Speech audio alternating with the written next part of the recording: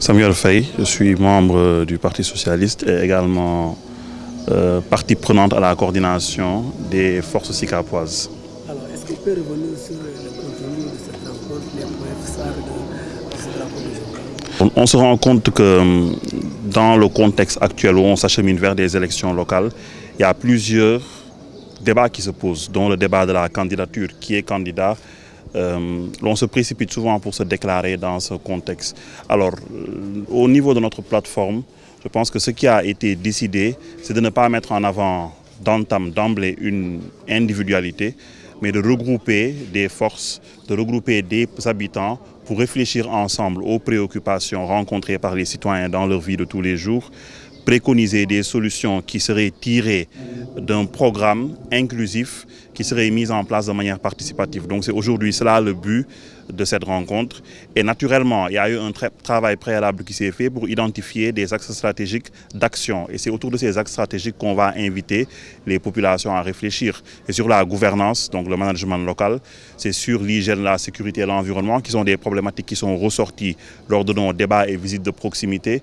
C'est sur les questions liées à la formation, l'éducation, l'entrepreneuriat. C'est également un axe programmatique sur lequel nous sommes appelés et invités à réfléchir. Et c'est également sur un aspect lié globalement au développement durable, c'est-à-dire comment, de manière inclusive, promouvoir un programme qui permettra de consolider les atouts des SICAP et permettre un développement durable. Vous avez parlé de l'aspect inclusif. Aujourd'hui, est-ce que vous allez élaborer un document ou bien quelque chose pour proposer aux autorités politiques qui participent? C'est pour ça qu'on parle de plateforme, c'est pour ça que le choix de la dénomination est important. Nous n'avons pas parlé de coalition de partis. On aurait pu, parce que nous avons ici le responsable du PS au niveau des SICAP, nous avons le responsable de mouvements citoyens, de forces vives et autres, mais nous n'avons pas employé le terme coalition, nous parlons de plateforme, parce que nous sommes dans une démarche de travail qui doit précéder pour nous l'action politique.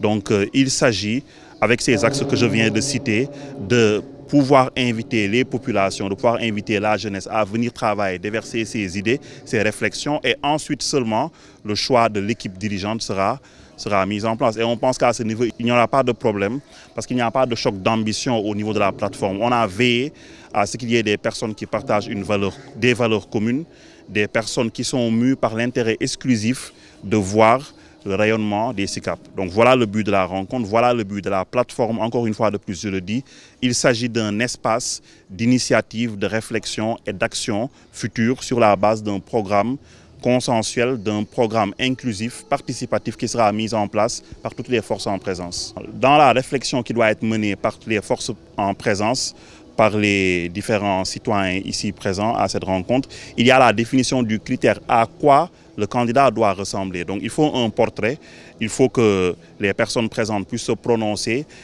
Éviter, encore une fois de plus je le dis, c'est très important de mettre en avant les individualités.